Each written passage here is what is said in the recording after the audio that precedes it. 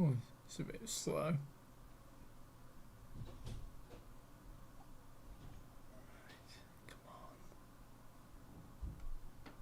With all the latest talking points, news, and discussion in the football world, this is Football Central.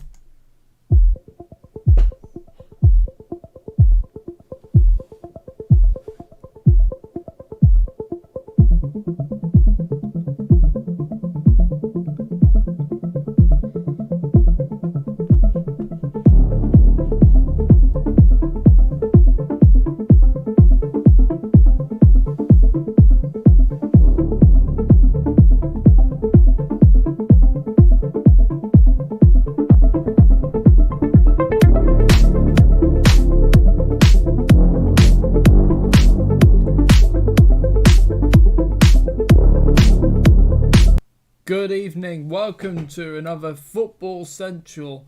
I'm your host, Tube Mix, on the Tube Mix YouTube channel, so welcome to the show, everybody.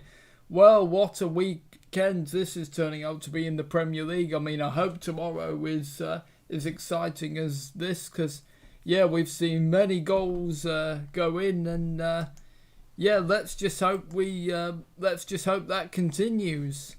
Now, there's not just me, of course. Tonight I'm joined by JLI Wheels and Sam Taylor. Good evening, guys. Good evening. Good evening on the day that questions are asked. Chelsea may have brought the stars, but are the stars aligning? Manchester United proved that you can score past the full-time whistle, and Slippery Silver shrinks as mistake is made for Callum Robinson's second goal. What a day for everybody involved with football. Oh, I like that Slippery Silver. That's like a new tongue twister, courtesy of Sam Taylor there. Harnessed as in a Steven Gerrard, no? What a day it's been. We got the early kickoff, Man United, Brighton. Yeah. I wanted to say first, commiserations to Brighton, but yes, absolutely.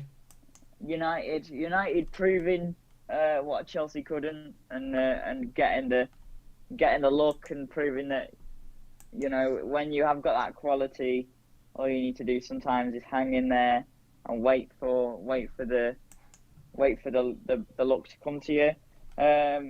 Chelsea, to be honest, it's not my priority today. My priority is that my hometown club, Crewe, got their first win of League One. I think I'm just going to get out there and say my 2 pence. We got the draw today. That's great. Well done to any side, no matter who you are, what you are, anywhere to come from 3 goals down to equalise. But should never be putting yourself in that situation in the first place. I know me and Sam were talking a lot before we went on air, and Sam was talking about the galaxy of stars not aligning or whatever, and I don't think it was to do with that. I think ultimately, as I can imagine we're going to dive into, Thiago Silva with a terrible error. It's not the French league anymore. You can't just sit pinging passes around the back, waiting 60 minutes for somebody to press you. And ultimately also Christensen after his mistake. Actually, this is something else I was thinking about. Christensen after his mistake in the last Premier League game for Chelsea, to me, should not be anywhere near the football pitch. But what can you do? Credit to West Brom, they exposed it, and like I said, not a happy result, not a good result.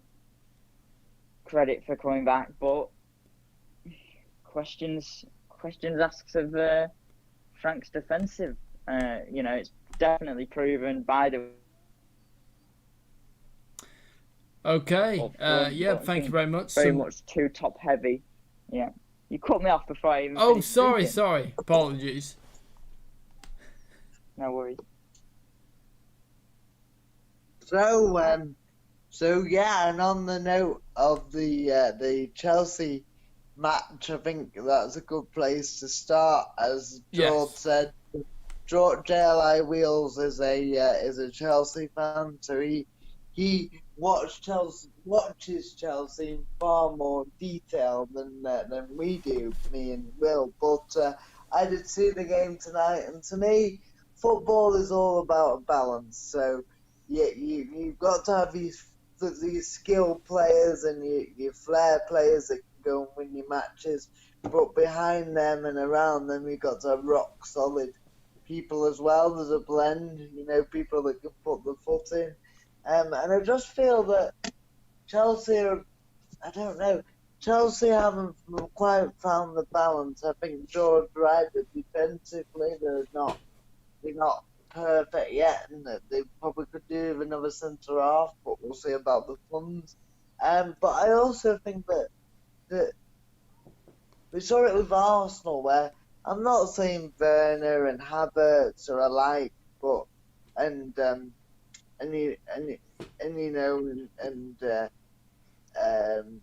Pulisic and Abraham and all these players, but it just doesn't seem, the balance doesn't seem right to me. You've got to have a mixture of everything in your team for it to be successful. You've got to have your Roy Keane type players in there that, all right, might not be fantastic footballers, but can put the feet in. And I just feel that, it makes me sound strange, but if Chelsea had a bit more Burnley-ish in them, as well as the quality, then they'd have the perfect blend.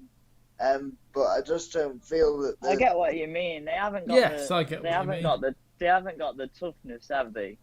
Yeah, and you've got to have both. You have to have both in your team. It's very much all about this cuteness, the rude bullet, sexy football. That's not what wins titles. That's No. not what that's not what won United titles. It's not what won Leicester titles. No. It's also, in some respects, not what won Chelsea titles. Maybe in Ancelotti's era, when we were I think we scored 8 goals, beat teams 8-0 three times that season. But it's not what won Mourinho titles either, and Conte the same. Even you look at Liverpool and City. All right, they play great football, but Fernandinho can put his foot in, Laporte can put his foot in, Van Dijk can put his foot in, Henderson in the middle can put his midfield can put his foot in, and then you've got your match winners, in the attacking areas. All I'm saying is you can't have attacking flair match winners all over the pitch. That is the problem. Is that's what it seems like. And I am a Chelsea fan, but I will, as I think you've learned, all of you, throughout the shows, I will not shy away from anything that needs talking about. Ultimately, no, of course. First issue for me is that entire back line. I like Reece James. I think he's world class. I think he will be good. Is he a Tariq Lamptey, like Sam keeps saying? No, he's no Tariq Lamptey. But he was brilliant today, Lamptey. And I think it needs to be said. Obviously, Chilwell wasn't fit. Alonso isn't great. I've never said that. I think he's one of the best fullbacks in the league going forward. But going backwards, I think you're probably better off. Today. That's what I'm going to say. Going backwards and defensively and clearing out. I think you're better off sticking a League 2 footballer in there. Christensen, I just don't think suits Premier League football at all. I think if you stuck him in a team in another league, he'd be a top centre half. But in this league, I really don't think so. Thiago Silva, obviously, I don't think really knew what he'd signed up for. The teams near the bottom of the Premier League will fight until the end, and obviously saw that today. Silly mistake. I agree with Sam that there's a lot of players in there. It was today. I wasn't keen on. You took Abraham, very interesting. Some Werner, Havertz. I'm guessing Abraham played on the wing, yeah? No, Abraham No, played Abram down the up middle. top, I think. Abraham played Abraham played down the down the middle. with Werner and Havertz So on the right and the left. yeah, so Werner played on the left, and Havertz came in from right to central and sort of had a free roll and drifted with Kovacic. It's odd. It's very odd.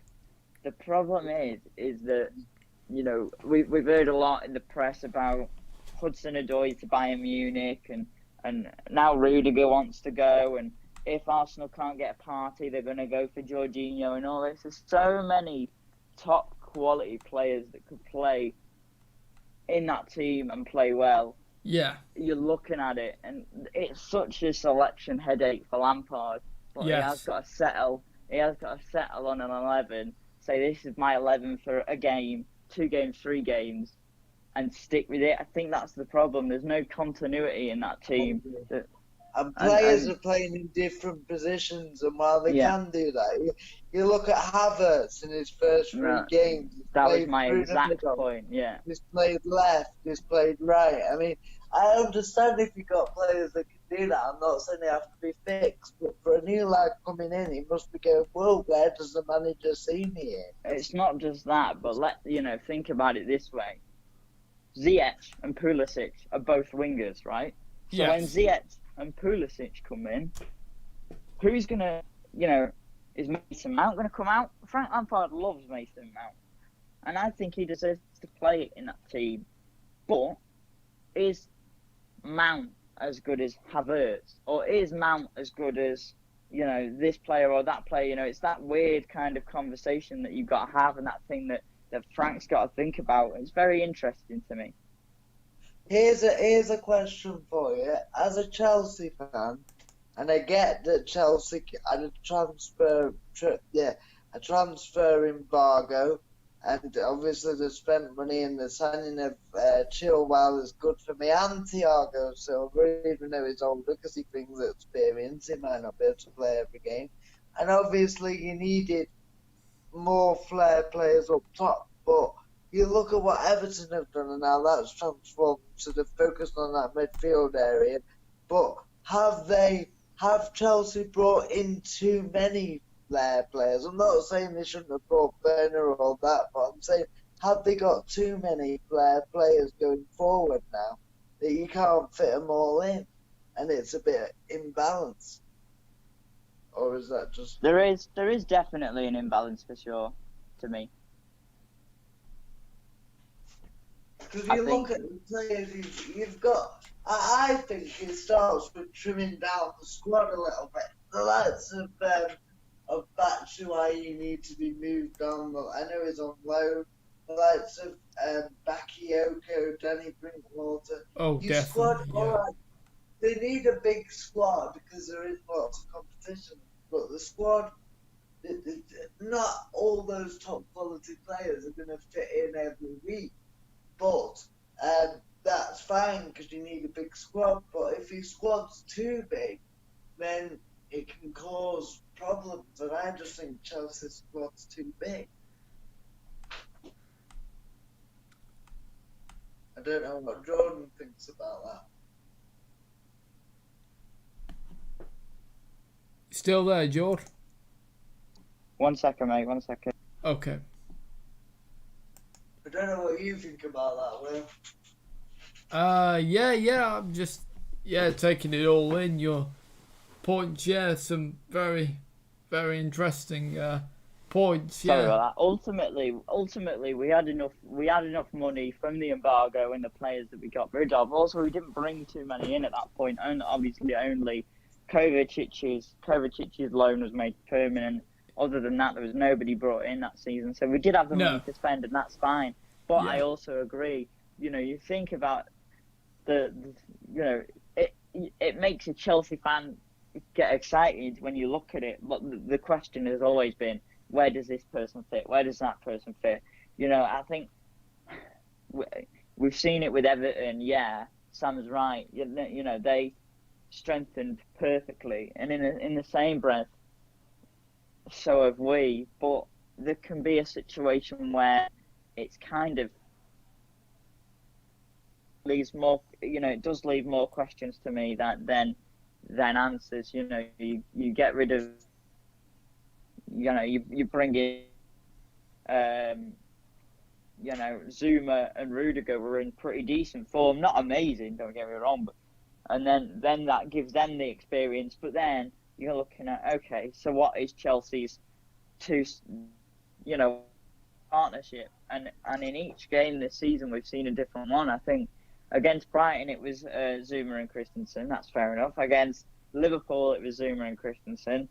Against Barnsley it was Tomori and Thiago Silva, and today it was Thiago Silva and Christensen. Zuma to me is the stronger of the two and should start. If Rudiger's going to go, like they're saying, then it should be Zuma to start, because he's not great in the challenge for me, but he's a decent defender. That being said, you look at Chelsea's midfield. You've got, to me, one of the better midfields on paper in the Premier League. Kante, a brilliant box-to-box midfielder. Kovacic, a very skillful player on and off the ball, who's a brilliant ball-winning midfielder. You look at then Jorginho, a fantastic, tough tackling midfielder. You've also got the likes of Loftus-Cheek, Mason Mount, players like that. Ross Barkley. So he obviously knew. Barkley, Ross Barkley where it all becomes. That's where I think we're a bit too top heavy, because you've still got Bakayoko. See, I don't like personally Ross Barkley, but we're hearing that, I've heard things that, Ross Barkley and Loftus-Cheek are going to go, as is Bakayoko. They don't exactly know where they want Bakayoko to go yet. They're about Jorginho leaving. But I feel like, it's going to get to deadline day and all that dead weight is going to go, but it's also going to leave Chelsea quite exposed in some areas. If Jorginho goes, if Barkley goes, if Loftus-Cheek goes, then you're relying a lot on the fitness of players to keep you going. Yeah, Chelsea have also got. I think they can't afford just a couple of those need to go, not the whole lot. Chelsea have also got, Billy Gilmore. You got some brilliant talent, and it is a squad. Is he fit at the minute, Billy? I don't think he is. I don't think he played in midweek. You look at that Chelsea side, and I've always said they won't challenge for the league. That's my opinion. They won't, but they have the talent and the ability to do it. But the togetherness when you brought so many in, and there's still so many selection headaches for Lampard, I think they're nowhere near. I think we've learned a lot about Chelsea. We've learned a lot about Chelsea recently, and it is early days, and it's only 3 games into the season. They could not lose a game from now, But I don't agree. I just don't agree with that at all. I don't agree with the Chelsea are a title-winning side. They heard it said today on Football Focus that Chelsea are the squad that's nearest challenging Liverpool and City. That's great, but he's just brought in a load of players. The majority, every single one, apart from Chilwell, has never played in the Premier League before. It's a different league altogether. It's getting them all to gel as well. Yeah. You could have, I don't know, 11 Gareth Bales or 11 Timo Werners on the pitch, and you won't win a single game because as a team, because you wouldn't have the right balance. So the point 11 Gareth Bales might do you all right. 11 Gareth Bales might not be too bad. But 11 Timo Werners is going to get you nowhere. Like I said, it's probably so weird to hear a Chelsea fan turn around and be so. We've still only lost one. We've still, every one of those new signings have shown what they can do. Werner's looked great. Havertz scored a hat-trick in midweek. Ben Chilwell came off the bench and assisted one the other day. Thiago Silva looks really sharp in training, and I like the way he speaks. He obviously believes in the project. and we know that he, without a doubt, for me, is one of the top 5 best defenders of the last decade. But it's a lot to ask to spend so much money. And I feel like he threw them in quite quick.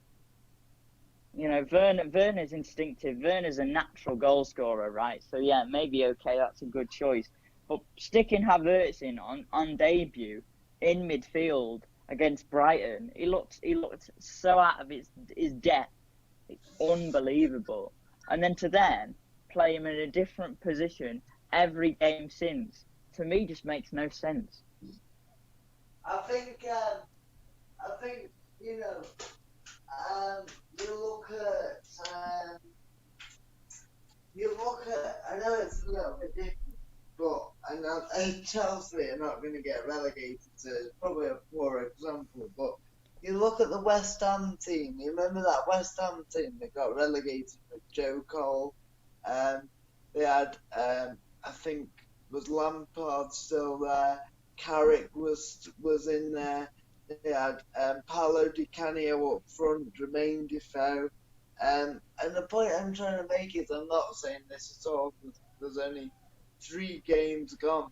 But sometimes buying too many superstar players, it doesn't necessarily mean they will gel altogether. So I think just need to be. I think they will, but I'm just saying that you've got to have your workman-like players in there as well. Yeah, and we haven't got them. You look at the players that are willing to do the dirty work. You think about Zuma, Rudiger, Thiago Silva will be able to do that. Azpilicueta. Why the hell he didn't start, I don't know. Marcus Alonso has been getting stick from Chelsea fans for years, and yet he still seems to start. Fair enough, but maybe give Emerson a go. He's not brilliant, Emerson, but he came to a top club and was performing at a top level, for a reason. And Marcus Alonso has never really performed at that top level. What's he got? Three caps for Spain. There are guys that, I just don't understand. It baffles me as a fan that he won't just have confidence in one side and then change as they go. I get that he's done that. Havertz scored a hat-trick in midweek, deserved to start. Abraham scored a goal and made 2 assists, deserved to start. And he's also scored today, which probably means he'll start next time. But there are issues there. There's an issue with that. There's a problem with that. To me.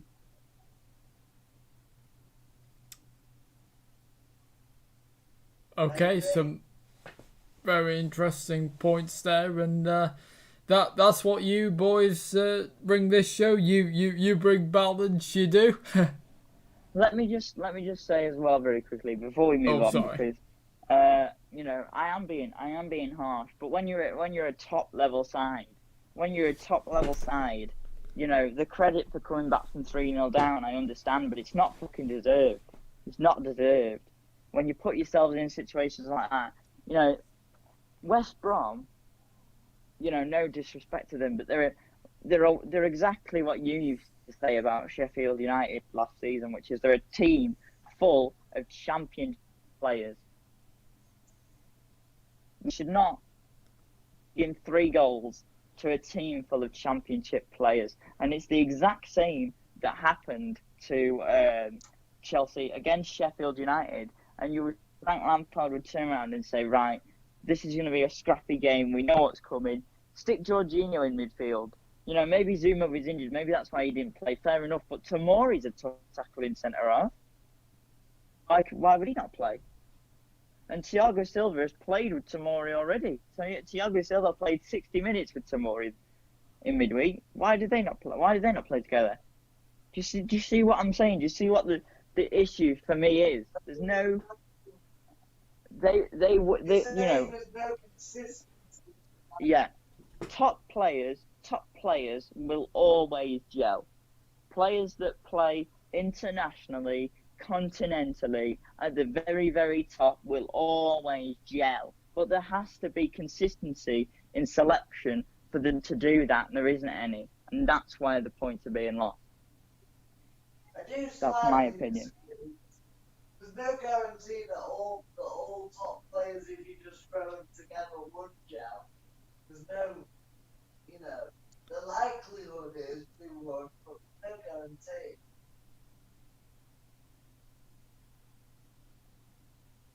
But yeah, no disrespect to West Brom in my comments there. I didn't, it wasn't meant to come across as if I'm saying, anything. West Brom were clinical. What was it? 3? How many shots did they have? They had 9 shots in the end, 3 on target and 3 goals. That's just, what can you say about that? Wow. One thing I will say to Frank, which I thought was very good, we only signed Mendy 2 days ago. It would have been very unfair to give Mendy the start. Oh, yeah. But I also think there's no way Kepa could have started. No.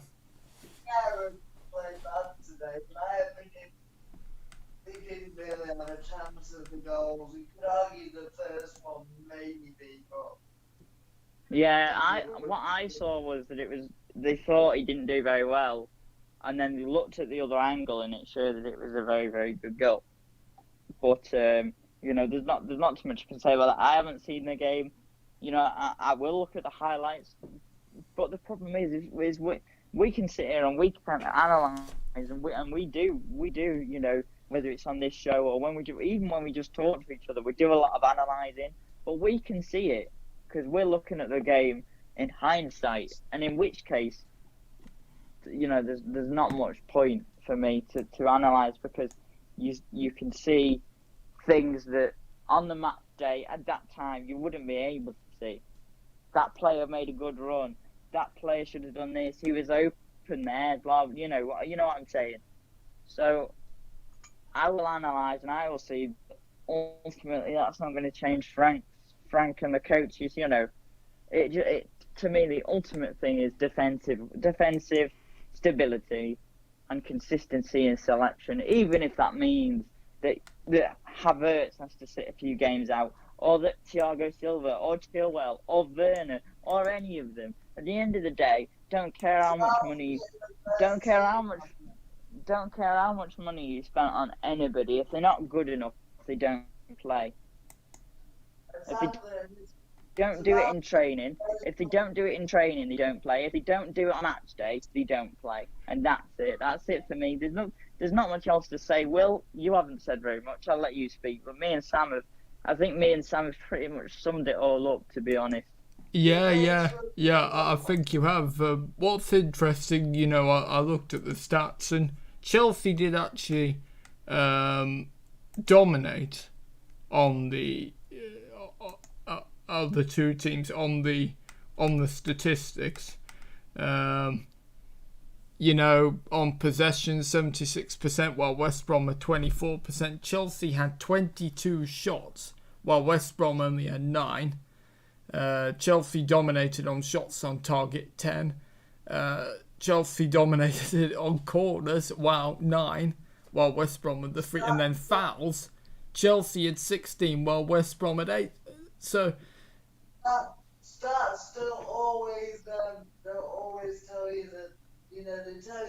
They quite often tell you that the points, but they don't always.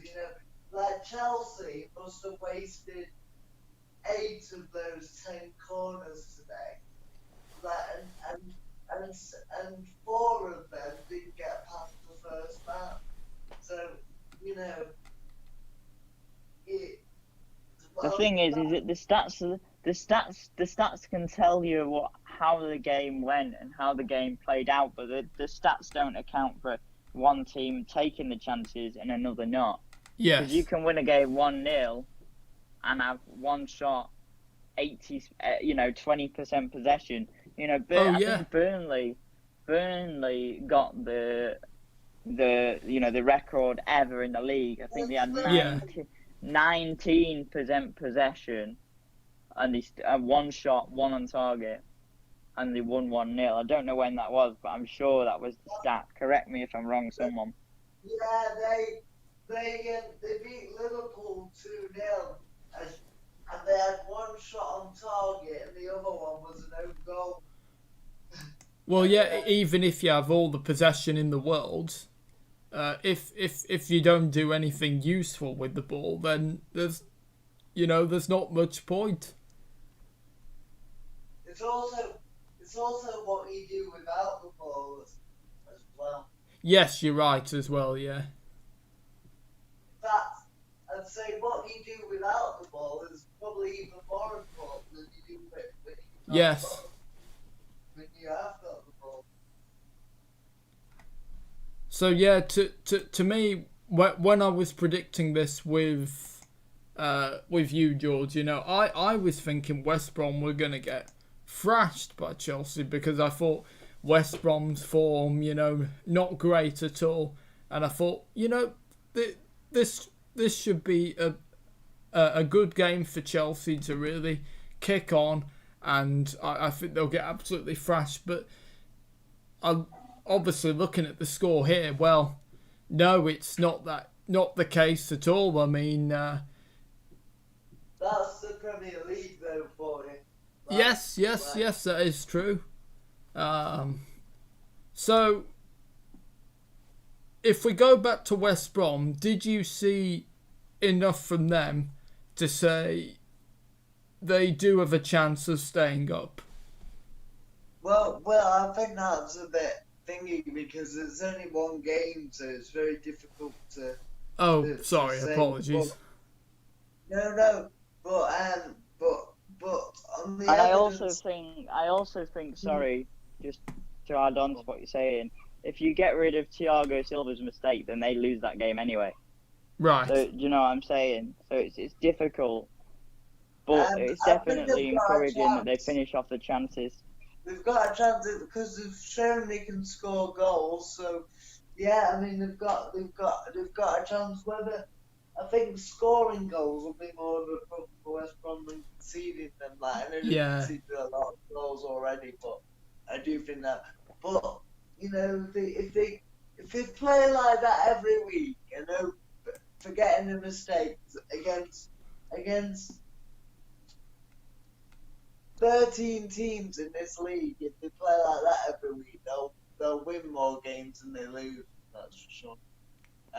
But they probably can't play like that every week. But yeah, they've certainly got a chance of staying up. I think it's going to be quite an open league this year, barring maybe City and Liverpool, and obviously dominating. But I think probably. Now I know I did say Chelsea to win the league, and again, if I'm saying West Brom might not be safe or whatever, then maybe I'm writing them off too early. But I haven't seen what I've seen. I'm slowly realising that Chelsea aren't ready to win the title yet. Okay. Right, should we move on, boys? Because I think we've covered that game plenty. I don't know if you agree. Any more points, or have you got all the points across? No, I think that's everything from me. Right, yeah, and did you appreciate my joke before that you two bring balance to this show? We do. Well, we have to because we've got an airhead. We've got an airhead and two very balanced, three very balanced as well. Because if we didn't keep the balance well, we'd have no structure whatsoever. No, you're right. Yeah, I'm not being funny, Will, but at least me and Sam can be a little bit neutral. Well, if anything, you'd be saying I'm a bloody West Brom fan at the minute, but at least the three of us can be a little bit neutral. Whereas it comes to you, every single one of your predictions when it comes to United is a United win.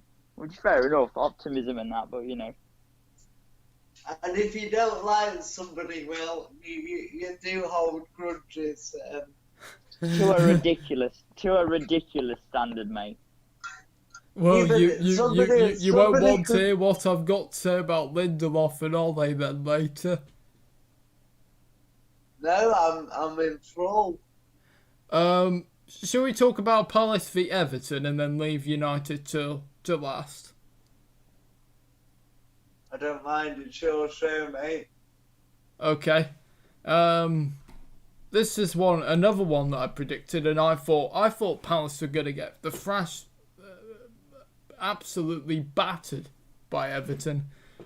But again today, this is another one. I mean, it proved to be quite a close game. Calvert-Lewin, or DCL as he'd been called, I quite liked that. Again, another goal for him. So that's really good for him, and I think he'll continue to score lots. I have this feeling. I think Everton will be having a very good season. Yeah, it started well. He looked like he didn't play great today. I didn't see the game. I listened to it on the radio, but Palace were well organised. But if they can win when they're not playing at the best, then that's going to be a good sign. Yeah, and of course Eze made his debut today from the start. He is Will's favourite player. My favourite player, I don't have any problem with Eze. I don't really know much about him particularly. No, I was saying you like him. You seem to like him. Oh, no, I don't really have any view on Eze because he's a bit of uncharted territory for me.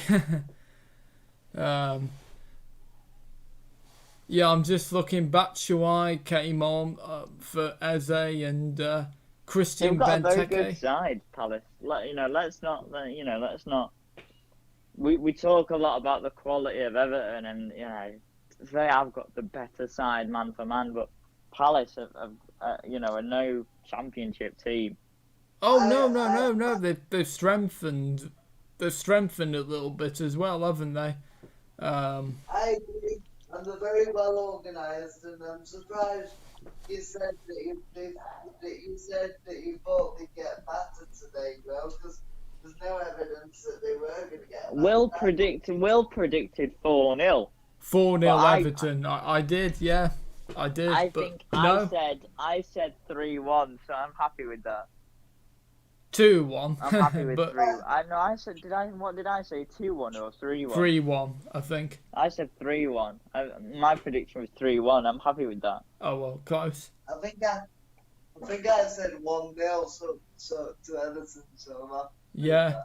thing No, is, I obviously, think looking at Everton's thing- midfield, I mean, Decore, Allen, Andre Gomez, and Rodriguez, and then you bring Gylfi Sigurdsson What off I the bench.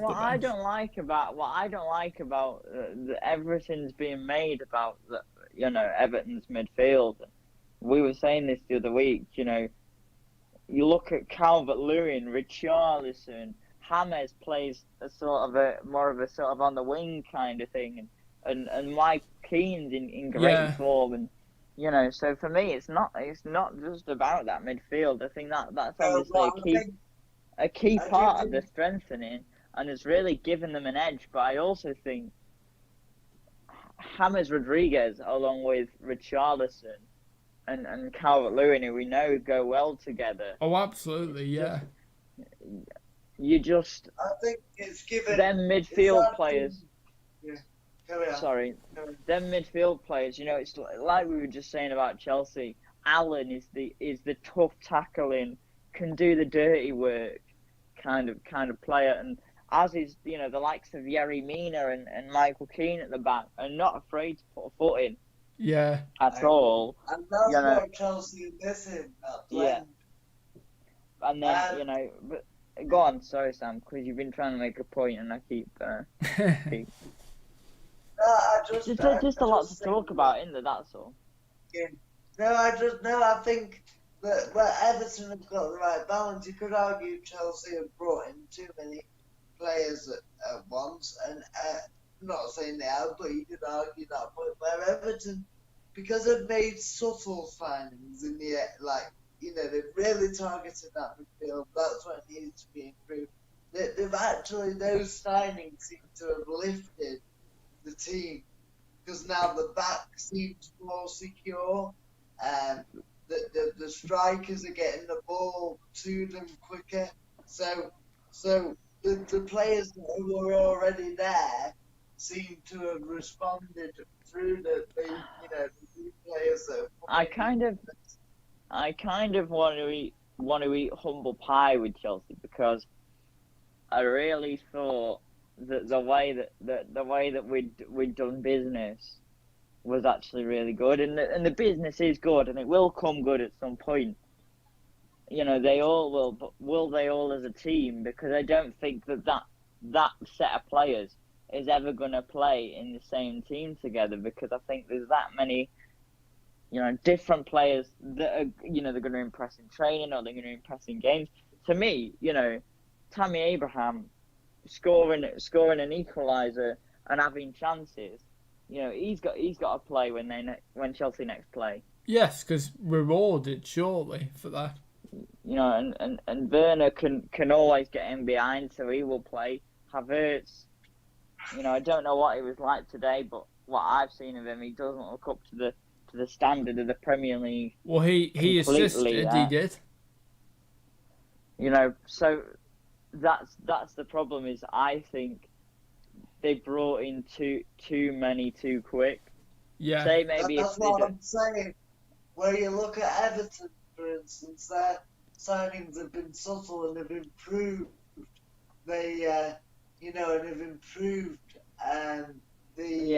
and it's also not like the other players around them, because they've not made big changes. The team's quite similar apart from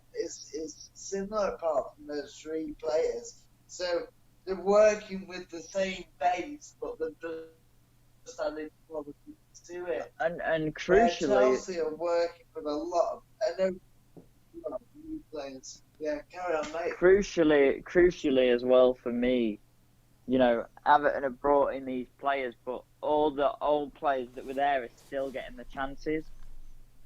I think, again, we saw, two players that were there from the Marco Silva days and in Calvert-Lewin and Richarlison. Tells you everything. They've got this great team now, and that's brilliant and that's good.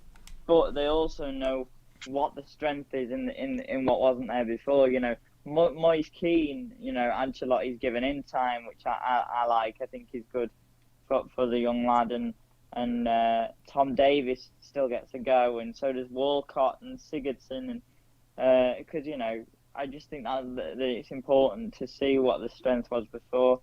I'm not saying that the crop of Chelsea players that were there before, your Havertz, your Werner, were good enough to get in that team. Are good enough to get in that team now that those players are there. But like I said, it is about continuity. Well done for Everton. Like we've said, I think top 6 contenders. If they keep on going the way they're going. I think Champions League is a bit of a stretch too far. Yeah.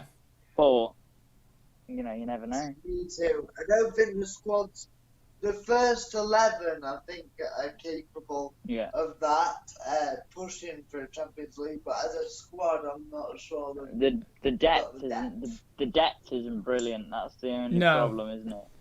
I would agree with that. Look, one of Sam's favourites came on. Sorry, Sam.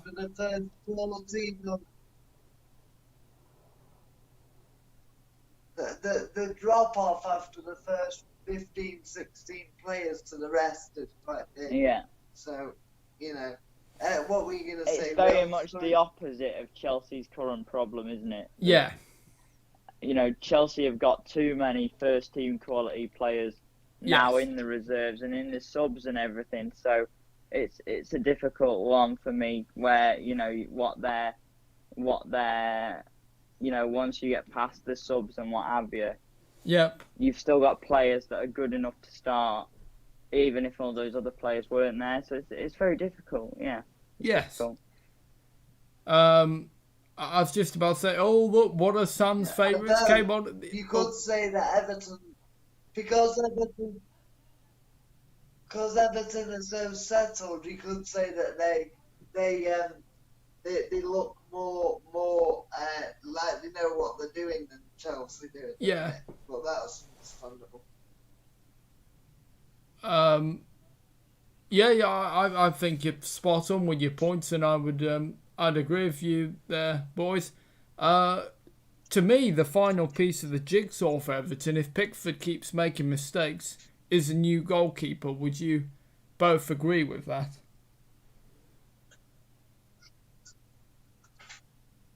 I'm not sure about that. He's not as bad as Kepa, is he? Oh, no. Kepa couldn't save a fish. Oh, look, what if your favourites came on in the 80s? Southampton are 1-0 up, by the way. Who is Southampton, did you say? Guess who? Danny Ings. Guess who scored? Got it in one. Danny Ings. Was it him? Yeah, sure was. I thought it would be. Hey Sam, one of your favourites came on in the 86th minute in the Everton game. Alex Iwobi. We all know how you quite like him.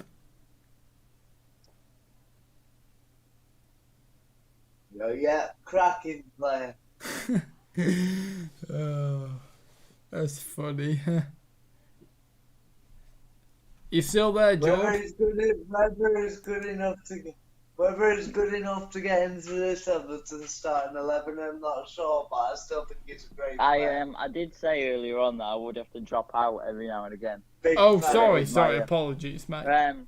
But yeah, no. I think Pickford's okay. You know, he's not that bad. He's no Kepa, is he? No.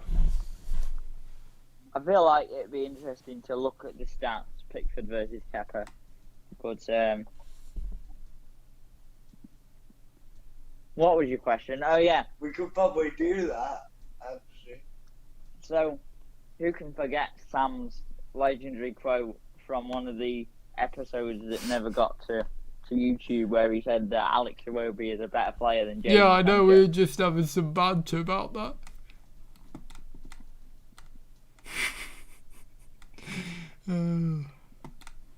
Yeah, well, I'd like well, to think. maybe, I'd like to think he's gonna maybe go they're on soon. the par now. I'd like to think he's gonna go soon because I It can't won't see. be. Yeah, I can't see If, him stay.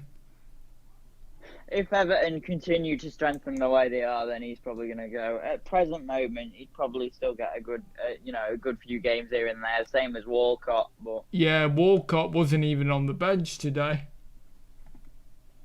so I'm not sure if he's injured or I not. find it quite interesting. Did Moise Keane come on for Everton? Do you know? No, I don't think he did.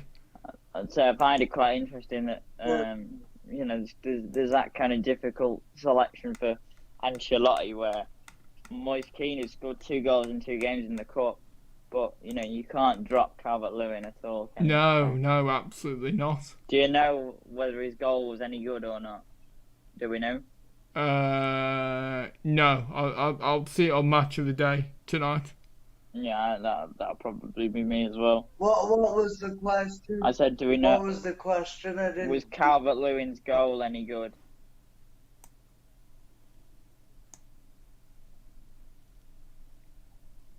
Was it what? Was it any good? Hello? Can you not hear me? Can you hear me, Will? I can't hear you, No, I mate. couldn't hear you. No, I said, was I Calvert-Lewin... can hear you, but I can hear you, but not very well. Was Calvert-Lewin what? Was Calvert-Lewin's goal any good?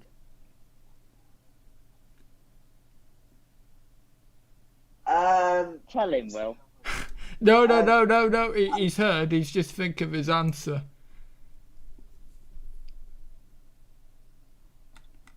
I'm I'm not sure, like I say, because I've not seen it. So, Oh, it sounded okay.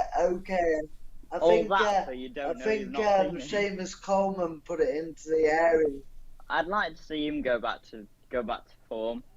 I only listen to music. Seamus Coleman's playing really well at the moment. Well, that's good. I'm glad for that. Good player. Mm. Right, I Great think we've player. said, Just took him a while to regain. yeah, after that leg break. But it's always going to be difficult to come back from a leg break, isn't it? I mean, Well, Ramsey yeah. the same. You know, started doing well for Arsenal, broke his leg, took him a while to come back. When he got back into full form, you know, he had one of the best seasons of his career. So You on about Koscielny? no, I said Ramsey. Oh, yeah. Yeah. No, Ramsey. And not only is it the physical, it's also the mental of being able to fully commit to challenges when you know Spot you've had on, your leg yeah. snapped. Yeah, It definitely, must be, definitely. You know, I'm very, very interested to hear you. I'm very, very interested to hear you guys talking about United because, you know, we talk about Chelsea playing poor, but United, you know, they got the look that you know that you do get when you persist and you make chances, and sometimes it does just go your way, and it didn't go Chelsea's way, and they didn't get much luck. shocking. But you know, Shocking. you said to me, Sam, that Shocking we were. Absolutely shocking, even Yeah. though we won. You said to a win's me- a win, I suppose, but yeah, you said to me that United actually played better against Palace than they did today, which I think is very interesting. So I think they were equally bad, both of them, particularly. yeah, Personally. Yes, Brighton should have really got I the just win think because... that Oh, sorry. I agree. And I saw the team news come. Did you watch the game? Did you watch? I did, yes. Yes, Did you watch the game, Will? I did. And I saw the See, team I had news. to listen to it on the radio. Oh, right. No, I saw the game. I saw the team news before the start, and there was one thing that really made me groan. Victor Lindelof. Yes, and it was not just me. You know, there were people slamming Solskjaer for his loyalty of Lindelof, and I have to agree. One thing that Solskjaer lacks is ruthlessness, and he's too loyal to some players, and Lindelof is one of them. How many more mistakes is it going to take for Lindelof to take him out of the team? Is it going to take Lindelof to get an injury to get out of the team? How long will it take for Solskjaer to get in his small, thick Norwegian head that Lindelof is not good enough? one, You're I talking think, about a United legend there, Will. I'm not sure I'm calling Yeah, him a let- small you know, thick let- head. It's very, let's not get it twisted. I think that was a little bit too far. So, But sorry boys, you but know. I did warn you that it was coming. One thing I am gonna say is, you know, I know you don't like Lindelof, but No. like we've said with certain players over, you know, they are where they are for a reason, and he is where he is for a reason. One thing I will say, you know, United consistent with selection get the victory. Chelsea inconsistent with selection struggle to draw, and that's all I'm gonna say. 'Cause that to me tells you everything. I do see your point, but I obviously keep pretty much the same lineup. But Bailly should have come in for Lindelof today. Enough is enough. Lindelof is just not good enough. Ultimately, though, you're not the manager. No, I know. But And you also don't see whatever he sees, because he obviously sees them in training and things like that. So that that is true. But well, yes, of course, that's true. But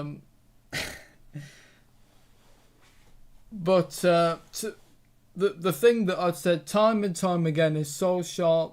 He has too much faith in some players and too much loyalty, and is afraid to be ruthless. He's weak compared to Lampard and Arteta, who make big calls. Caballero coming in last season for Kepa. That was a big call. Arteta, with the Guendouzi and Ozil situation, but Solskjaer doesn't have it in him, and he's weak. I see your point, Will. I completely disagree. I think you couldn't be more wrong. Okay. I think that Lampard has never, to me, made big calls because he needed to. That's it. That to me is the difference. There's a lot to be said about consistency, and we don't know what they see in training. We don't know what happens. We don't know everything about the fitness of certain players, and that's the thing. I get what you're saying, and I understand that in some ways, you can tell. We do the United games and we read the player ratings, and consistently you're looking at players like Maguire and like Maguire and Lindelof consistently getting 5, 4, 3. Would you tell him to take Maguire out as well? No, because Maguire has proved he's a good defender in the Premier League. He just needs a very good, solid defensive partner with him.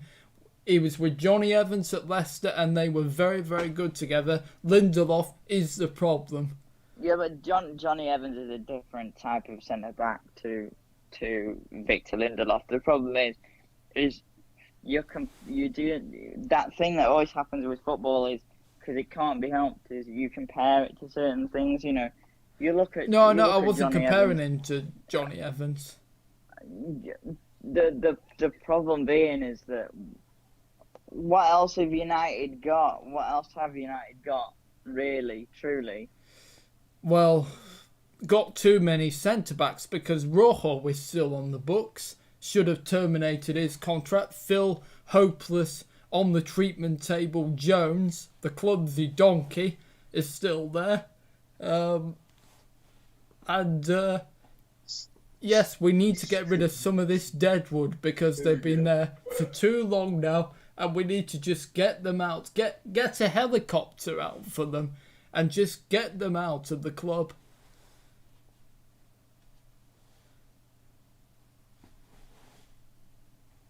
I mean, how can you follow that?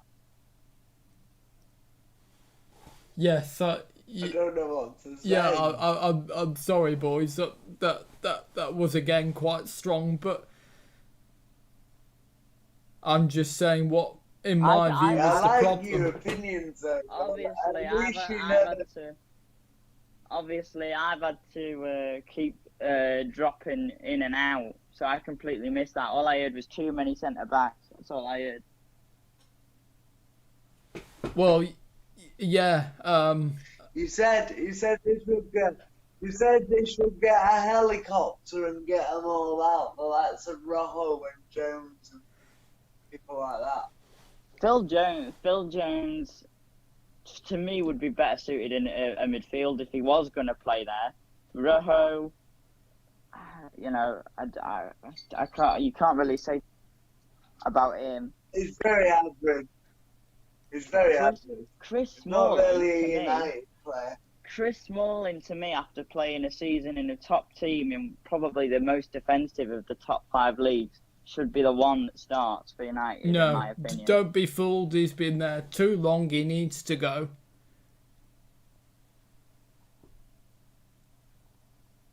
Yeah, but they don't have. Jordan's right. He played for a big team in Roma, Will, but Roma don't have the Italian culture is that you have to have good defenders, so they wouldn't have played him if they didn't think he was good enough. Well, yeah, but they still need to get him out of the club, and they should just accept whatever bid Roma, just to get him out. We need to sell players to raise funds. Just get him out. Too many centre-backs. We need to get them all out.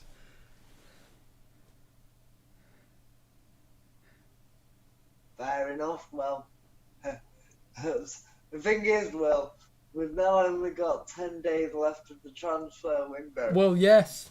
Or whatever it is. So if we get rid of Smalling, who are we going to replace him with? Well, yeah, that is the issue. My personal choice would be if we could get Milan Skriniar on loan from Inter Milan. That could be a good deal, and then that would allow us to. Skriniar's going to Tottenham. Well, no, but Tottenham don't want to pay the £55 million price, if that's true. To replace Vertonghen, they will. I think we go getting Upamecano. Said he's not going in the summer. Yeah, that's why if we could get Skriniar maybe on loan and then Upamecano next summer, then they wouldn't. But the thing is, they're not going to sell him now. They're already into their season. So why are we leaving it so late to make these? It's all very well saying you want to get rid of Chris Smalling, but who are you going to replace him with now? Well, enough if it's the season and this is a big season. We're not Arctic quick enough, have we? Oh, sorry. This is a big season for a couple of players.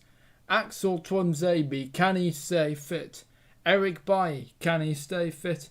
And also potentially for Ted Mengi as well. So for me, I think if we got rid of Smalling and definitely Jones, okay, Smalling is definitely the better out of Jones and Rojo. That's absolutely definitely right. But at least they have really got to get rid of Jones and Rojo. But Smalling's not a long-term answer. But it's who Smalling's still only replace them 29, with isn't he? now. Well, we're going to get... Sorry, boys, what did you say? Smalling's still only 29. Well, yeah, but do you not count that as starting to get old? I personally do in football terms. Some of look at people like Chiellini and people like that have played the best football in the 30s. Well, yeah, that is true. And Benzema, he's in his 30s and he's had his best season yet for Real Madrid. Yeah, but he's a striker. He's a striker there. He's a striker. Defenders are better the maturer they get because they can read the game and get more experience.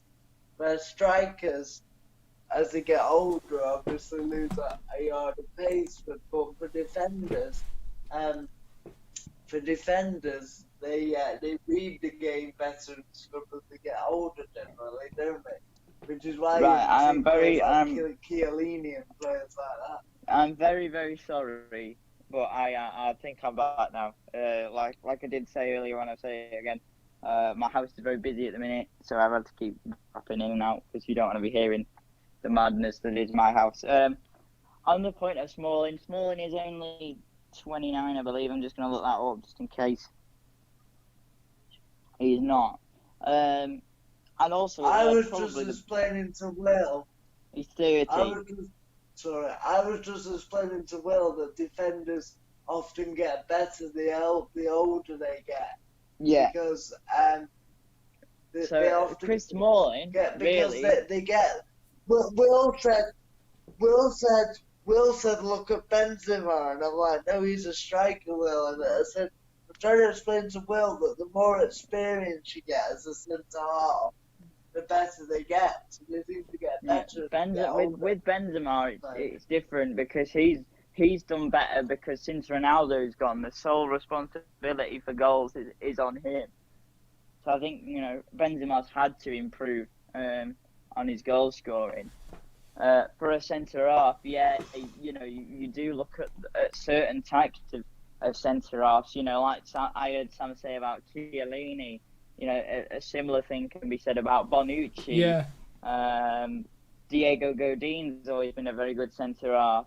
Thiago Silva had statistically the best season of his career last season, and he was 35. So older doesn't mean. I think the thing with you is sometimes when you have a bad opinion on a player, there's no changing it, and I think that sometimes is really detrimental to footballing, knowledge, because if you sit there and say, oh yeah, Jesse Lingard is a crap player, he can't play, he needs to leave, they're saying about him going to Tottenham. And that's a top 6 team. Yeah, you laugh, but that's a top 6 team. That's a team that are at United that are at United level at the minute.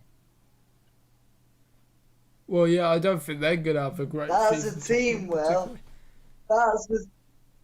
That's a team that got Gareth Bale and Reggie on.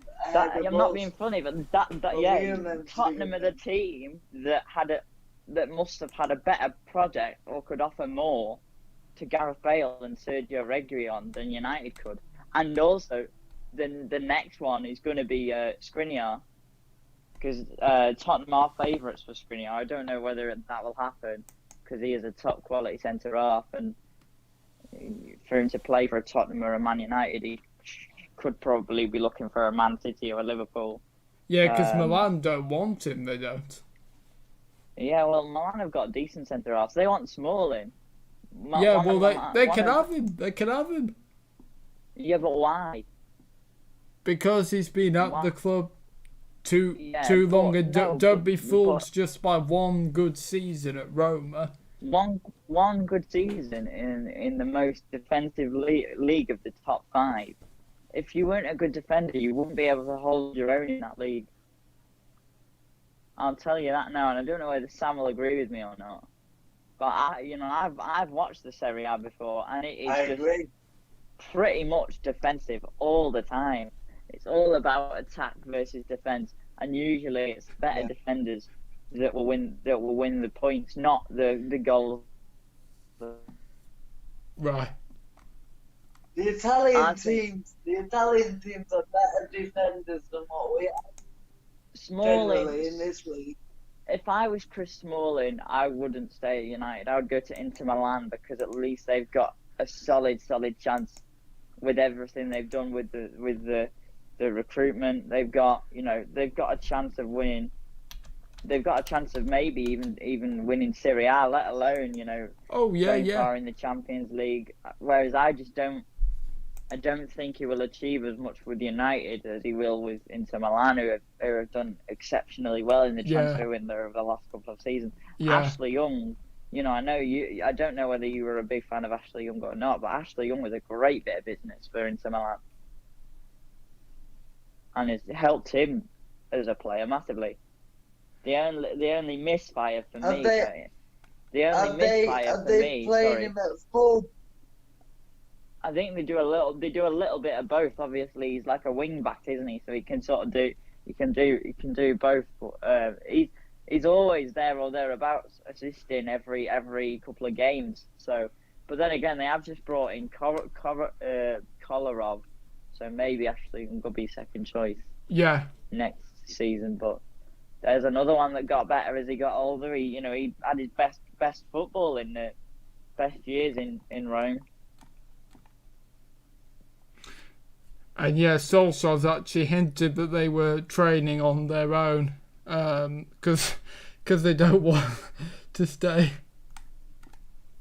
I think the thing is like, Man United fans have such high expectations, as most football fans do, but especially, I think the worst for that kind of expectation is Manchester United, because of what they were and Yes. what they could be if they got the amount of investment And the but right in the same, signings in, in yeah. the same respect to Chelsea, and this is why I'm not, personally, I try not to be biased, but I don't like United as a team.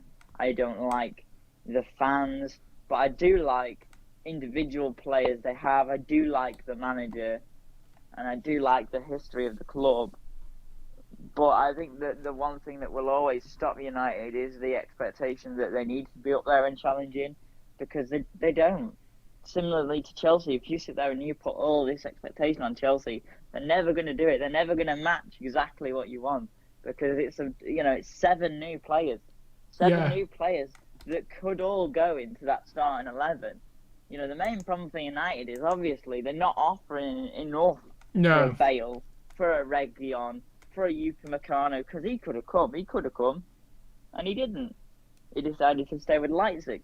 But you could argue that Leipzig, if they have a good season, could push Bayern Munich for the title, could challenge for the Bundesliga title.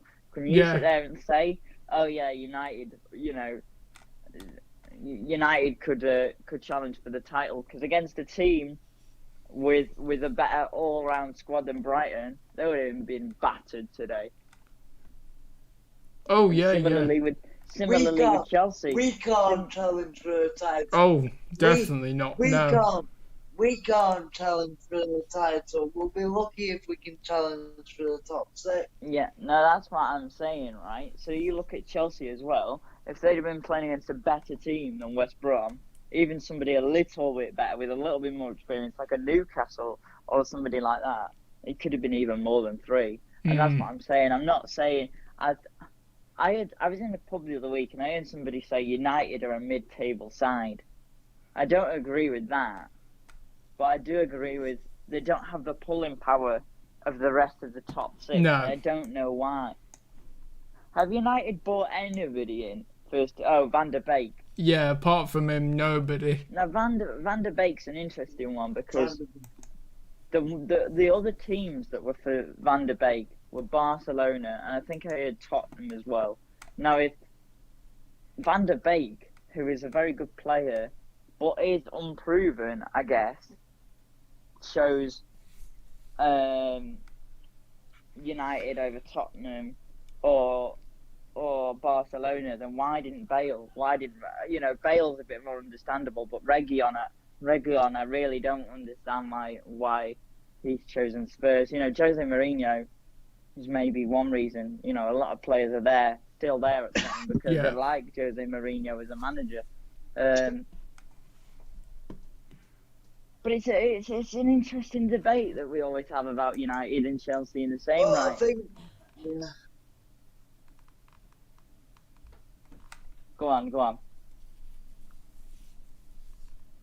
I agree.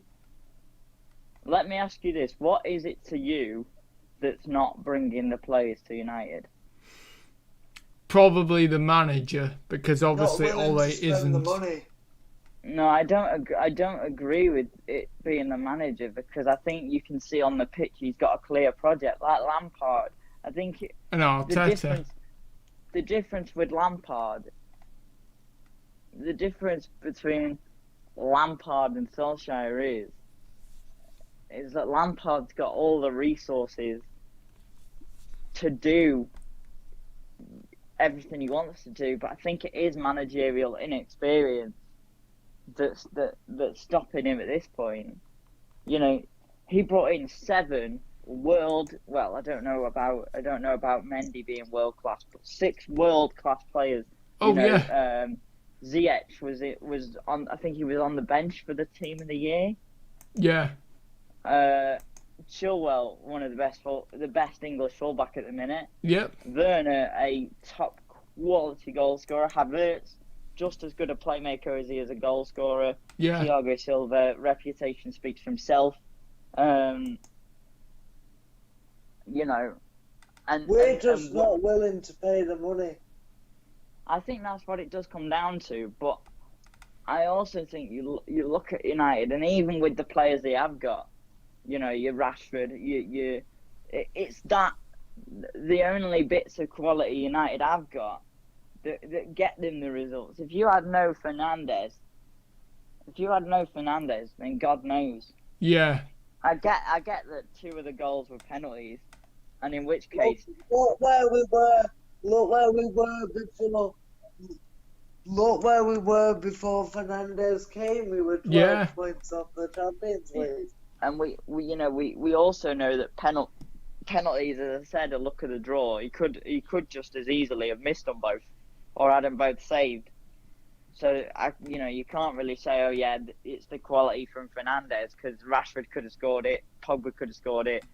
You know, they also could have missed them both. But what I'm saying is, it's those types of players, your Rashford, your Greenwood, your Fernandes, that win the points for United. And if they didn't have them, I think for me, I would think if I was a Bale, a Reguilon, a Skriniar, maybe, there's some good players, and in 3 or 4 years, maybe the title could come back to United. But if they don't, if the board don't spend the money, which it is to do with the board as well as the players not wanting to go. But I think Tottenham pulled off an absolute coup to get Reguilon and Bale off the noses of United. And if they do the same with Skriniar as well, then full praise to Tottenham. Well, I never wanted Bale at United anyway.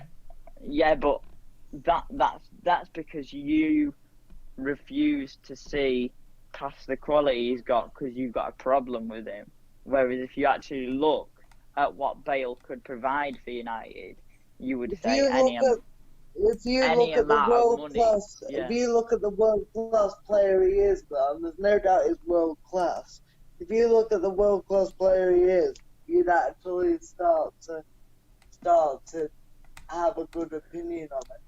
I think that if you look as well at that point, Bale's been there and done it.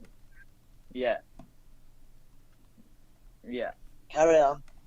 I was gonna say, if you look at the point where Bale went to Madrid, to me, he was the 3rd best player in the world at that point. Exactly. Neymar had only just moved to Barcelona. We didn't know what he was going to do. We didn't know whether he could cut it in a big league. So there was no question about how good Neymar is. Can't stand him either. Yeah, but why? Because he's a cheat. Because I don't like Neymar. Yeah, but I don't like Neymar, but that's only because you can't purely. Go on, sorry. No, I was just gonna say, where you struggle well is, I don't particularly like Neymar and the character he is, but there's no denying he's a brilliant footballer, and you struggle to separate somebody's qualities from their own personal feelings towards them. I could turn around and say I don't really like Luis Suarez because of what he did, which I don't. But I respect him as a footballer. He's incredible. Yes. In fairness to Suarez, since that moment, since those moments, his character and his personality, he's not done anything wrong. He's changed, hasn't he? If anything, he's become sort of the model footballer. Very, and I think it's very harsh of Koeman to get rid of him, but I think it's also very good that he showed that he's not messing about this year, which is great. Yeah. That being said, Neymar, let me just finish a point on Neymar. Sorry. Neymar, the only problem with Neymar is Neymar went to PSG for the money. Yeah. If Neymar went to a more competitive league and proved that he could do it, then fair enough. Then, to me, he's the 3rd best player in the world. In fact, no, I actually prefer Lewandowski Mane over Neymar, but he's definitely up there in the top 5, top 10 best players in the world. For me. Mbappe as well. I think he'll be Mbappe, great. yeah. But Mbappe again, you know, the standard of football in the French league is Well, yeah, it is a poor, farmers' league. to be honest. The standard of football in the French league is pretty awful. So, again, I agree that he's class because we've seen it for France against the top teams in the world. Yeah. So I agree that he's a good player, but I also think that he needs to prove that week in, week out for a big top side, top European side, whether it's in England or in Spain or in Italy. And yes, boys, you are right that I sometimes do sort of get my, that I don't like a player. Yeah. You do it all the time. Oh well, yes, that is true. I will admit that, but obviously I do know Suarez. When Messi, Neymar, and Suarez, or MSN, as some fans gave them their title, they scored loads of goals between them, and they helped Barcelona to win La Liga. I think did they win the Champions League? That year they did, I think. Yeah. So obviously, the MSN, it was a very successful, and I mean Suarez. I mean, he has scored loads of goals. He's been one of Barcelona's key players of the last. I heard somebody say it's one of Barcelona's greatest ever signings, which I agree with. 198 goals in 5 years. Wow. Is no mean feat at all. I agree with That's Messi like 50 because goals a year. Yeah, and I agree with Messi. I mean, the way Barcelona have treated him after all that he's done for them, I personally hope he says up yours, Barca, basically, and does well with Atletico Madrid because the way they treated him. The only thing about I don't understand. Can I just ask a quick question? Yeah, go on. I saw Suarez like a week and a half ago taking his Italian exam because he was going to join an Italian side. Yeah, Juventus. Apparently they faked the answers. Oh, naughty boy. They did what? Not he didn't fake the answers, but apparently that's what happened. So it wasn't him that was at fault for that? No, apparently whoever the person taking the exam had been given an answer sheet by Luis Suarez So why did he... I don't know, that's just a rumour, but that is a pretty widely reported one. So why didn't he join the whatever Italian club he was going to join? I'm still confused why he didn't go there. Because he didn't get his Italian passport. Yeah. Because apparently they'd looked into it and seen that he'd faked the results. Oh. Whether he had or not, I don't know, but that's the rumour. Well, if that rumour is true, I bet he wanted to take a good bite out of that, didn't he? So how did Atletico get in there so fast from there? Well, it was quite crazy, really, because obviously Barcelona did not want him to go to Atletico because Atletico, of course, is, one of the big rivals. But Suarez then threatened to, from what I understand, it is post the emails and leak them of all the clubs he can join for free.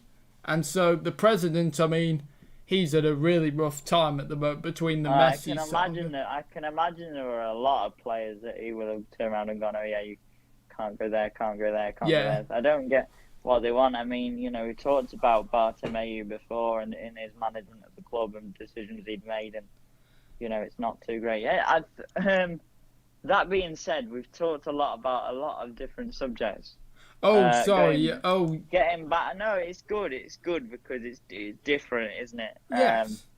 I like to think that we know that. Well, I know you don't because you won't watch anything that isn't United, but we have a fairly good knowledge of other leagues as well. I watch Match of the Day. I do watch the other teams on Match Yeah, of the but Day. match of the day is 8 minutes of highlights.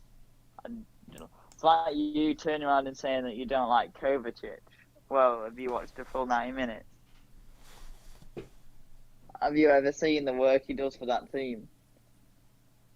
I have watched Chelsea, when they have played proper matches, but to me, Kante's been a player I've always rated because of Leicester and wherever he's played for Chelsea, and Jorginho is not too bad, but Kovacic just personally just hasn't never done it for me particularly. Why? Well, I'm not quite sure. He's another player again that's played at the top level. There's no reason for you to dislike him. Maybe it's just me. And Do you understand what I'm saying, Sam? Still there, I Sam? know exactly what you're saying. He's played at the top. He's played at the top level, so Champions League winner. You don't rate. Yeah. I thought, boys, it would be. We've done this slightly a different way. Obviously, I usually open up the show with the player ratings for the United game. So, I thought we close with the player ratings. What do we think about that? Do it you want to. Yeah, that's fine by me. Okay. Do whatever you feel like. Now, I thought obviously because we shared, you boys did that absolute quality introduction and sort of shared the titles. I thought if you do one player and then Sam does another player that you could share the player ratings. Just to mix it up. What do you want to do, Sam? I don't mind. I'm happy to do whatever. Do you not want to do the player ratings? Well, I can get them. Yeah, I mean, I can get them up very easily. I've already got them up right now.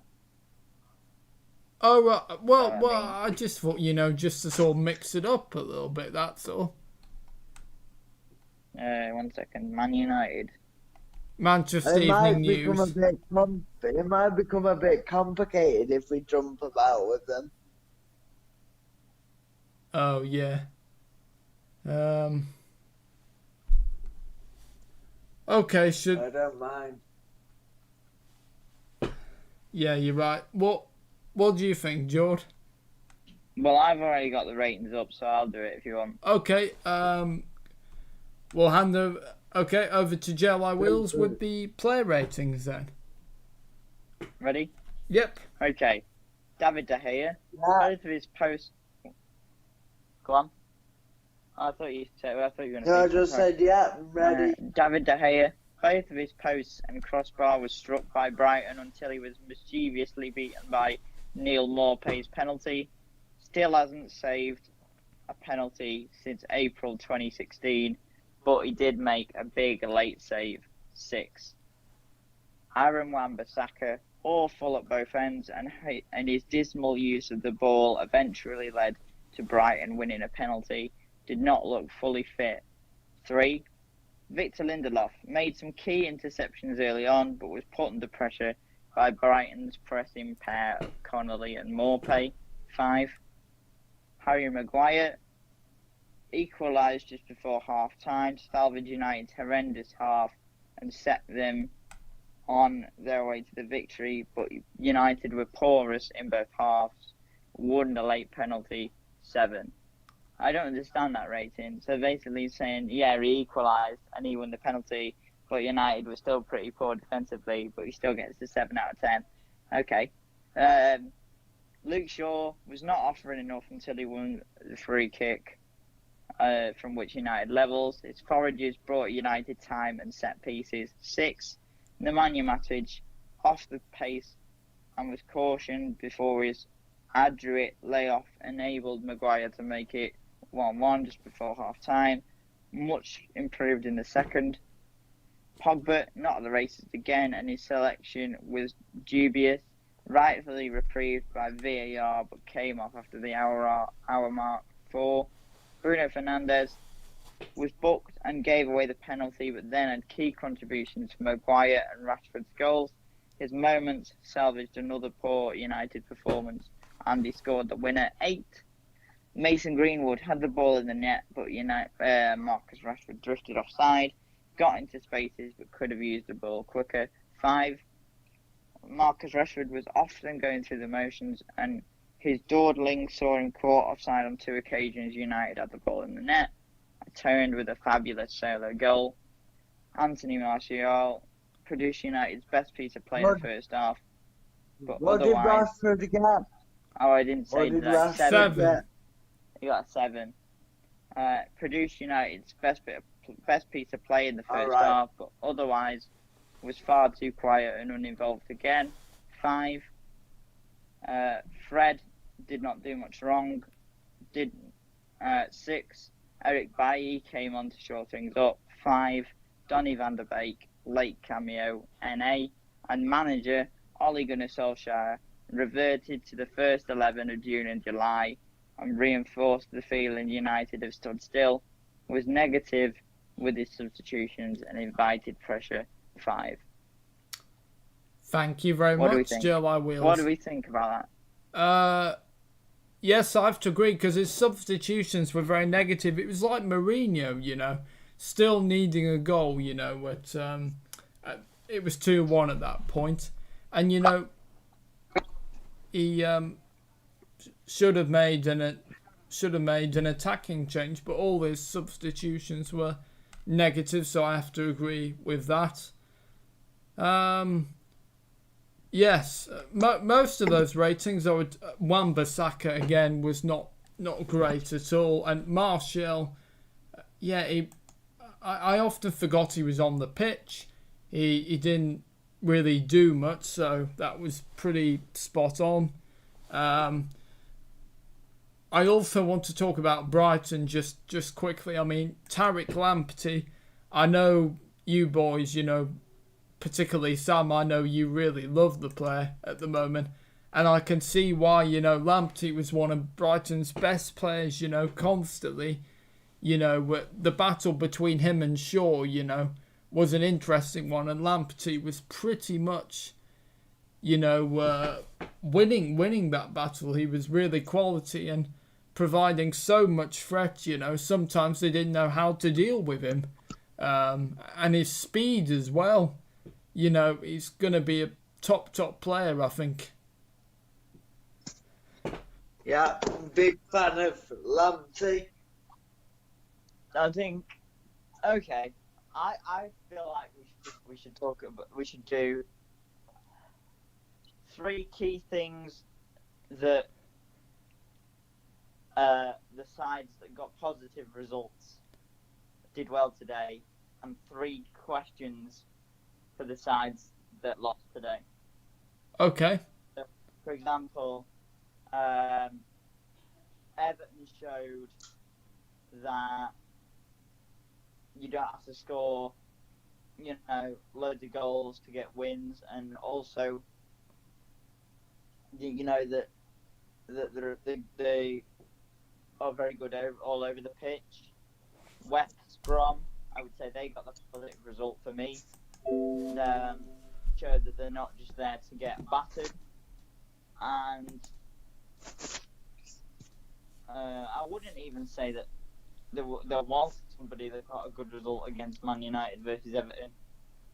If Southampton hold out for the win, it showed that, to me, it shows that they, although they are very reliant on Danny Ings, the partnership between him and Adams is starting to come good, as we've seen over the last couple of weeks. Questions for me would be, when's Frank Lampard gonna find consistency? What's going to be for United? It's what's going to be the thing that tips them over the edge and forces Ollie to make changes to his 11 that he does like to stick to. And for Palace, it's just again, I think they gave a good account of themselves, but the only thing I would say to them is that they do have to be at times they have to be more resolute against the bigger sides, but obviously the quality is different. What about you, Sam?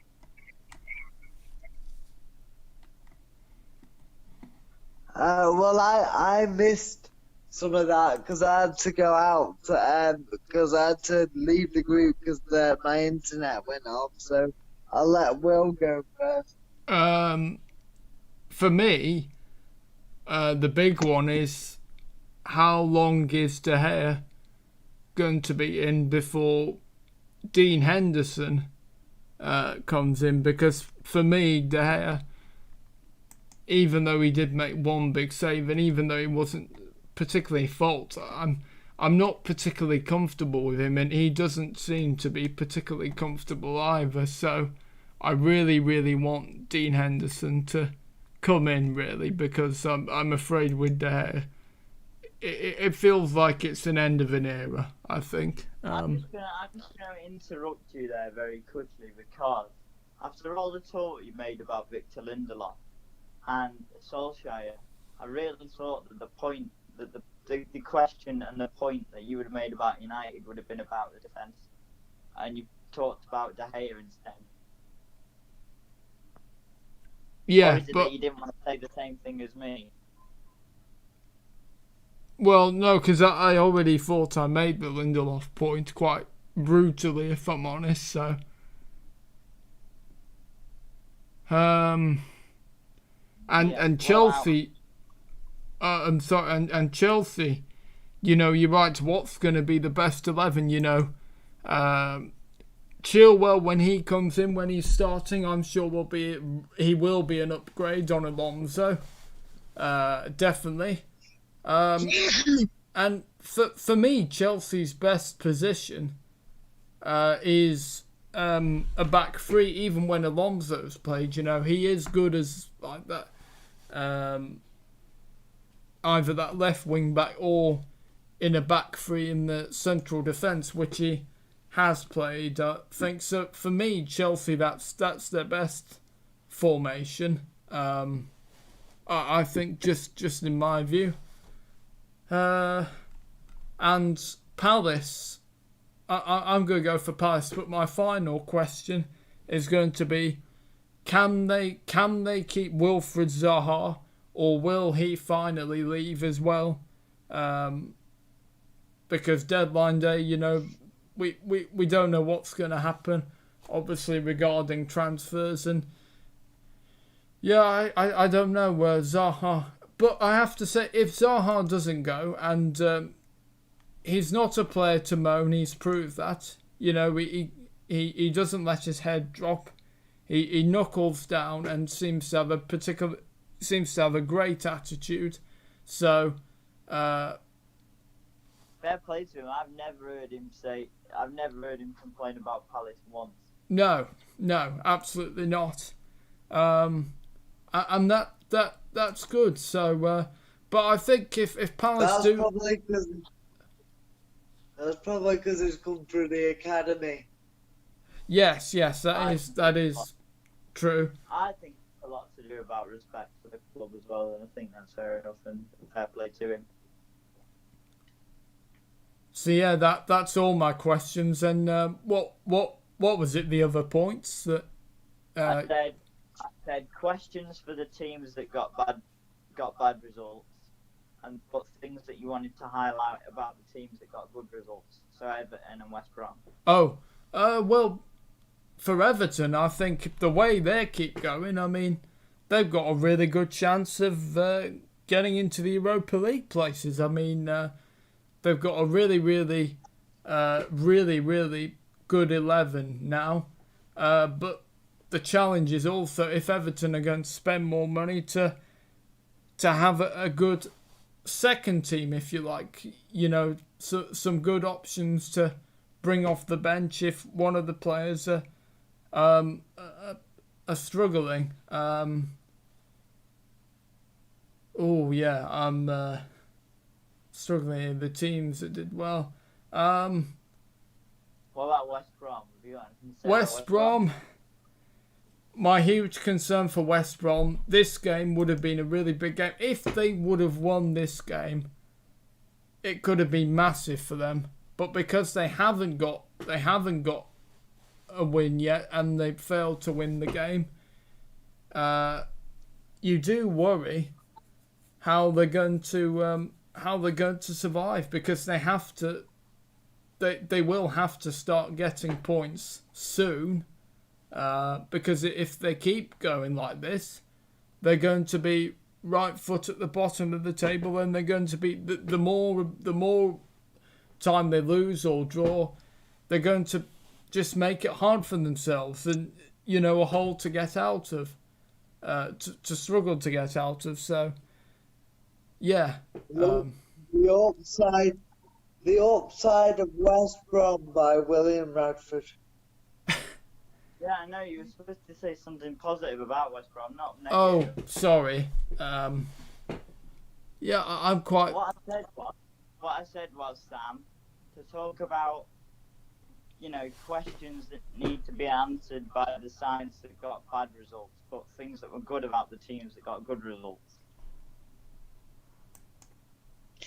So we've got to say one bad thing about the teams that didn't do well, and one good thing about the teams that did do well. Is that what you're saying? Yeah. I'm. So to me, Right. Okay. the teams that did well were Everton and West Brom, but the teams that did badly were obviously Chelsea and United. And I think it's harsh to say that Brighton didn't do well, but I also didn't say they did. I also didn't say they did.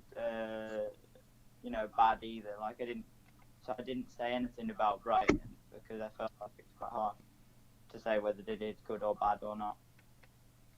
Brighton were really quality today. They deserved to win the game. They did. More than United. Get what you deserve in football. What's that? No. Especially not. You don't always. Yeah.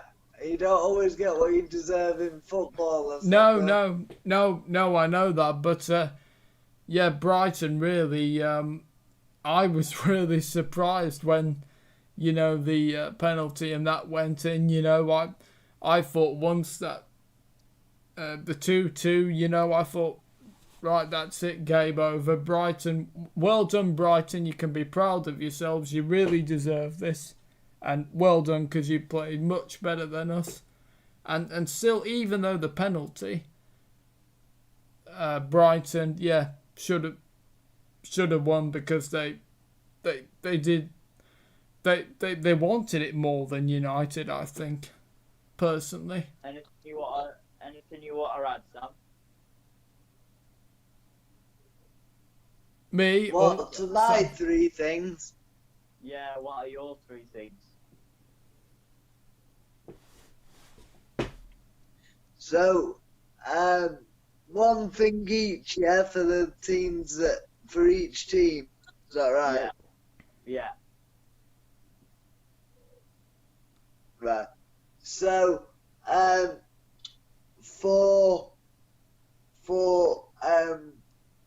Brighton, I'm going to say something. Well, I'm going to say something positive. Their style of play, which is very attractive now for the fans to watch. And even though they didn't get the result today, they've done good. And even though they didn't get the result today, they've played well 3 games. Sorry. So the performance gives you. It's all right, bless you. So the performance levels have been there. For Everton, it's just not getting carried away and keeping the momentum going, taking it game by game, because it's been a fantastic start, and it's just taking it game by game. Oh, absolutely. But the attackers the team looks well balanced, and they seem to be doing really well on all fronts. For United, it's getting consistency starting to get 7 out of 10 every week. Win, lose or draw. I'm not saying the results have to be there, but with good performances, the results will come in. At the minute, we look very leggy and very off it. Yes. For Palace, it's, you know, can they keep? They need to try and take that next step as a club, and to do that, they have to keep Wilfried Zaha. For Chelsea, it's about an identity. I think Chelsea have got a bit of a problem with identity and how they want to play at the moment. So it's getting the identity right, and once they get all the players in and the identity right, then I think they'll have a good team and a good competition. But it's just all about getting identity, which I don't think they've got at the moment. Who have I not mentioned? I've not mentioned West Brom.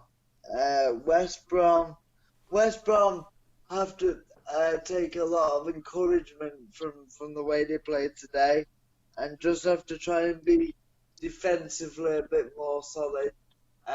But have to keep playing good football and trying to be on the front foot. I could see them. They don't know whether to be proactive or reactive sometimes, and they were reactive in the second half, which allowed Chelsea back in it. Great. Who's left? United.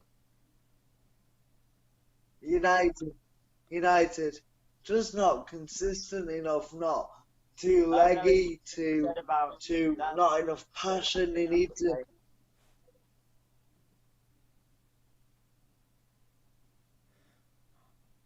Oh yeah, I did do it. Yeah. Oh, I thought so something that's positive. That's. I like that as a way to end. Oh, I thought something positive about West Brom. Actually, I think Diagana will be a good player for them. Yeah. And I didn't say anything positive about Brighton, so I will. I think with Brighton, like Sam said, they've got the I think it is for them the pressing style that they have. It's great. I like the front two of Morpay and Connolly. I like Lamptey. I like Lamptey and El Zarte on both wings. The two young players that have been around academies in England. So that's always good. I don't think El Zarte is English, but still good. I also like the defence. Ben White is a brilliant player. Yep. Is Lamptey English? Is Lamptey English? Lamptey's English, but I think Alzate is Algerian, like Mahrez. Yeah. I think that's the best way to end the show for me. Yeah. Oh. Yeah. I'll just ask one more question to Sam. Do you think Lamptey should have been man of the match over Trossard? Oh no, sorry. You listened to it on the radio, didn't you? You didn't see it. Yeah, I mean, I think that Trossard probably deserved it, to be honest, because he's a good player, good creative player, and it is good to spread it about, I think, if you're giving it to one team. It's good to look at different aspects. So, yeah, I had no problem with Trossard being man of the match. Yeah, I mean, he hit the bar, didn't he? 3 times. The problem with Lamptey is the way that he performs. He's so consistent. You could probably give it to him 9 times out of 10. And Yeah. That's not very fair. No. In the same respect. Yeah. And Rashford. Yeah. Well, Yeah. have you had any comments tonight? No, I don't think we have. I haven't seen any. Oh, right, okay. Alright, that's alright. I just didn't want you to to miss. No. I've anything, been checking, miss but anything out. no comments. And when you see Rashford's goal on Match of the Day, boys, oh, it's brilliant. You know, he just he just keeps on going. Then he stops, and he keeps on going. He stops, and then just it's brilliant. So let me ask you another question, Will, and this will be the one to finish us out. Okay. When will you be able to see some more Football Central content? Let's see. So obviously Leicester playing City tomorrow. That's. Would you say that counts as a big game? I think so, but I'm out. I don't know what Sam's doing. I might be out. Well, I can't do tomorrow, Will. I think it might be good to wait till our roundup now, and then we can do it, because otherwise we're going to do it in bits, and there's going to be games we've covered and games we're... Yeah, the only thing I was going to say was to do Liverpool versus Arsenal on Monday, but... Yeah, ideally I'd like to do that one as well. Oh, yeah. Because that's a very big game. I can do Monday. Okay, kick-off is at 8, so... I don't...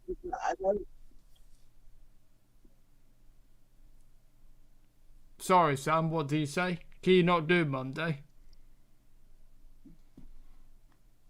No, I can do Monday. I just don't think I can do tomorrow. Oh, I okay. think I'm going out for a bike ride. Okay, well... The thing is like, what I wouldn't worry about when it comes to the review show is, you know, I haven't seen any of the goals. I haven't, you know, a lot, you know, we haven't seen everything that we need to see in order to analyse properly. So I wouldn't worry about that, Sam. Yeah. So yeah, Liverpool and Arsenal kicks off at 8. So if we do 6 till... Try do 6 till 7 for that one. Blaming heck. If it kicks off at 8, why are we starting at 6? Oh, sorry. Why don't we do 7 till 8? Yeah. Oh, yeah. I Silly think- me. I Or think- 7 till 5 till 8? I think 7:15 till 8:15. Right, okay, so is that 7:45 Yeah, till then 8? it gives us time to get ready for the... No, it's 6:45 till 7:45. Yeah. Sorry, time. Sometimes I'm good at, sometimes I'm not good at. So, anyway, And so then I We've think noticed. And then we'll have to do the review show on Thursday because I'm at work on Friday, so I can't really do a right. Friday. Okay. Thursday then, 7 till 9 then on Thursday Yeah, for the review show. And also for anything from next week's games, I can't do either because I'm on days. So Right. I'll just see quickly. What have we got in the Premier League? So. no, it's fine. We can sort that out off air, Will. Oh, okay. Right. Well, it's been a great show, lads. Tonight. Yeah, we don't have to worry about that now. Oh yeah. Sorry, thinking too far ahead. It's been a very interesting one, hasn't it? Lots of different conversation points. Lots of harsh words said, I think. I've really enjoyed it. It's been a bit of a, a different show, slightly, but yeah, I've really enjoyed it as ever, and my And thanks. just to let everybody know, What's that? just to let everybody know, the score is Burnley 0, Southampton 1 after an hour. Oh yeah, that's true. We've not said anything about that. Oh yeah, of course. Well, I'll see that on Match of the Day, but I'm probably going to predict the game will probably... Do you know, I think Southampton will score another, and I think it'll end up 2-0. Danny Ings again, I think. I'm going to stick with 1-0. It looks like a good game, but it's just not breaking for Burnley, is it? So I'm going to stick with 1-0. Yeah. And Burnley have lost Jeff Hendrick, haven't they, as well? You know, they've lost quite a lot. 1-1. Oh, Oh, you alright, guys?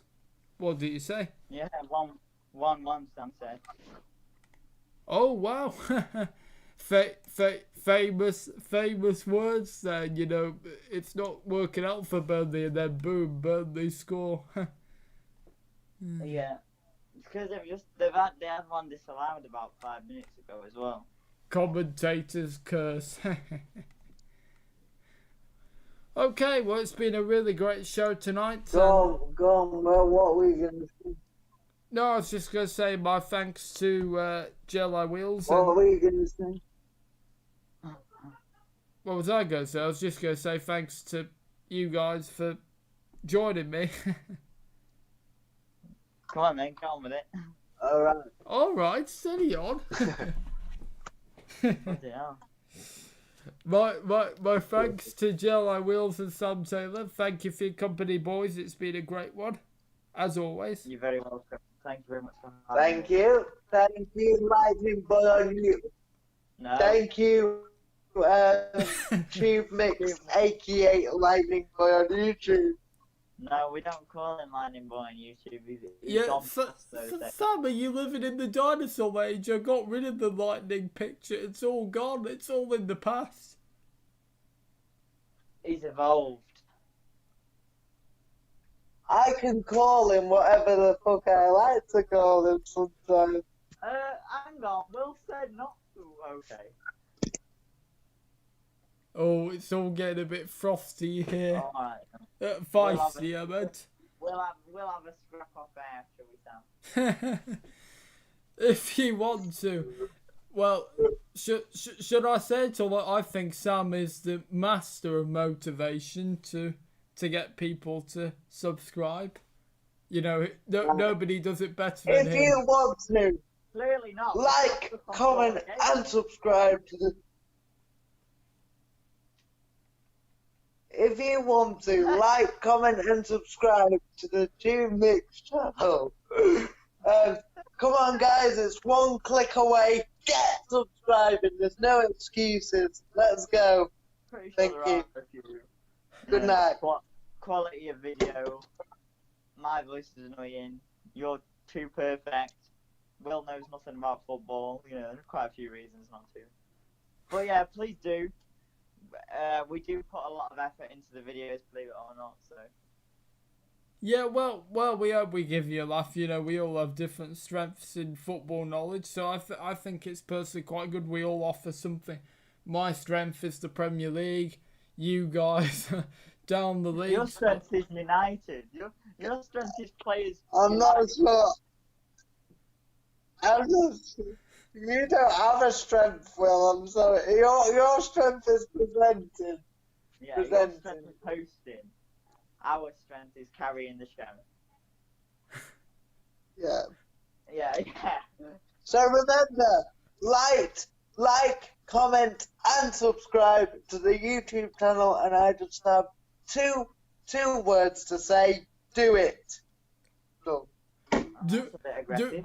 Do it now, as Arnie would say. Let me have a try, very nicely. Let me have a go. Right, thank you for watching on that note. Excuse me, let me have a go. Sorry. If you have enjoyed the video, Bye. which you might have enjoyed the video, you might not, but if you have enjoyed the video, do leave a like, share, tell your friends about it. You know, we try our best, and sometimes it's not brilliant, but other times I think we have some great conversations. So don't forget to leave a like, leave a Get on with it. and subscribe if you want to.